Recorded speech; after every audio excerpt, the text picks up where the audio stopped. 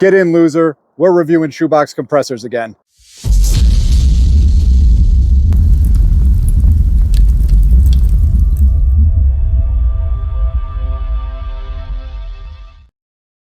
Welcome back to the channel, guys. Today we're going to be taking a look at a new compressor from Vevor.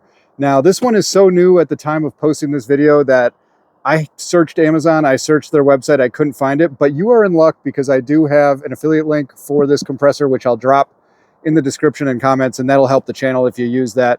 There's also a 5% off code that I'll give you guys down there in the description and comments. But anyway, we're going to take a look at this. We might as well just unbox it now, and then what we'll do is the typical thing where I fill my FX Panthera up from 150 bar to 250 bar.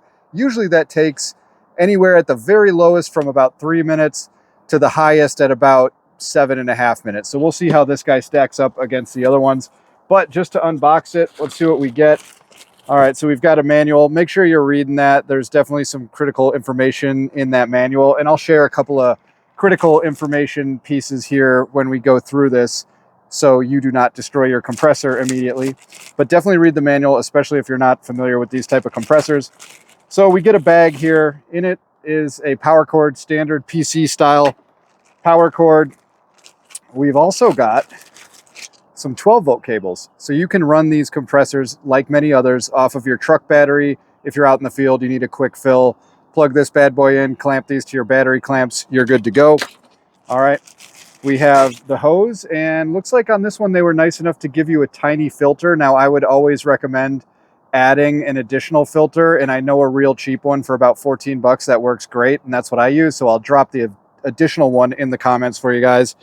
And then they are nice enough to give you a couple of rebuild parts here. So we've got some additional filters, we've got some of the Teflon seals, and we've got some O-rings, and then some burst discs in there. And I think I saw, yep, attached to the fill whip here is a plug, so we can use that for testing. Maybe we'll do that first, and then we'll fill that thing up. I've got this Panthera here right at 150 bar, so we're going to fill it up to 300 or to 250 rather. And here's the compressor itself. So this is cool because on a lot of these lower price compressors, it's going to have a separate power unit. So you're going to basically have the compressor box and then another little box, which is your power supply unit. This one, I can see it's integrated in there, so there's no secondary thing that you have to lug around, which is pretty cool. So I see we've got a digital gauge on this thing. We've got a no auto stop. So this is a manual stop. You got to watch it, okay? Don't go over the fill pressure and just let it sit there because you're creating an unsafe situation. So we see the gauge there. On the back, we've got the 12-volt power cord inlet there, and also the PC style wall cable there for 120 volt. And then on the other side, we've got an on-off switch. We've got our bleeder valve. We've got the burst disc right there, and then the fill nipple. So pretty simple. And let's see how this thing works. This is the first time I'm using it, so we're going to give it a test right out of the box. Let's take a closer look here as we power this thing on for the first time. But before we do, this is the additional filter, which I'll put a link for you guys. That doesn't come with it, but definitely get one of those. They're cheap and they keep moisture out of your gun. So if we plug this thing in, let's just see what happens. It seems like the fan's going to go on. All right, we've got a temp gauge there. Looks like it's in Celsius. And yep, the fan went on. Just so I can talk, I'm going to turn it off. But that's cool. So as soon as you plug it in, the fan goes on. There's no separate fan button, which is pretty nice because that way it's always running when the compressor is pumping and you don't have to worry about it. So here's the bleeder valve. Before filling, we want to make that tight. If you ever get a leak out of here, it's because you've blown the burst disc. So you just simply take that off and replace it with one of the burst discs that they've given you. But yeah, this is pretty simple. So what we're going to do here is I've got this gun right here at 150 bar. We're going to fill it up to 250. I'm going to get a timer out, and we're going to see just how long it takes for the new Vevor compressor to fill that FX Panthera up. But first, a function test. I've got the plug in the end there, and we're just going to make sure that this thing can build pressure.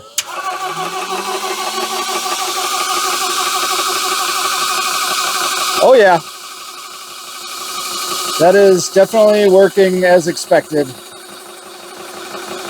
Okay, so that passes. All right, now we'll go ahead and fill that bad boy up. One more thing. If you ever take a break on one of these compressors, let's say it starts getting up around 60, 70 degrees Celsius and you want to let it cool down, you have to vent it. Never ever run it like I just did without venting it and then just start filling again. Because if you're doing that, you're leaving pressure in there, and that's going to cause a big impedance to that motor, and it's going to try to pump through that pressure, and that's how you blow out compressor motors. So don't do that. Always vent if you're going to take a little break and then continue filling. So we have the FX at 150 bar. I've got a stopwatch timer right here, and let's give this thing a go. So I'm going to tighten up the bleed valve, make sure that's good. I'll plug it in at the back here. Let the fan kick up, and then we'll go ahead and start it. And I will be back with you in a minute, or potentially 3 to 5 minutes, to see how long this thing takes to get to 250 bar. While that's pumping, let's just give a shout out to Vevor for sending that over, and various other compressors, and the heated shooting shack, which is absolutely instrumental to the channel in terms of giving me a place to shoot. Wind, rain, snow, winter, whatever. This thing's been awesome, and it's been up for 2 seasons. And in the corner there, I've got their diesel heater, which keeps me warm in like these frigid Midwest winters. So I'll leave some links, but check out Vevor, really dope company. All right, so it's been a little over 4 minutes, and we are almost there. So we'll just sit here for a minute and wait until that gets to 250, which should be any second now. And we will stop the timer when it does. Okay, it looks like it's right passing over. So that was about 4 minutes and 38 seconds to go from 150 to 250 bar, which is about on par. So I said that the lowest I've ever seen is like maybe 3 minutes and 30 seconds, something like that.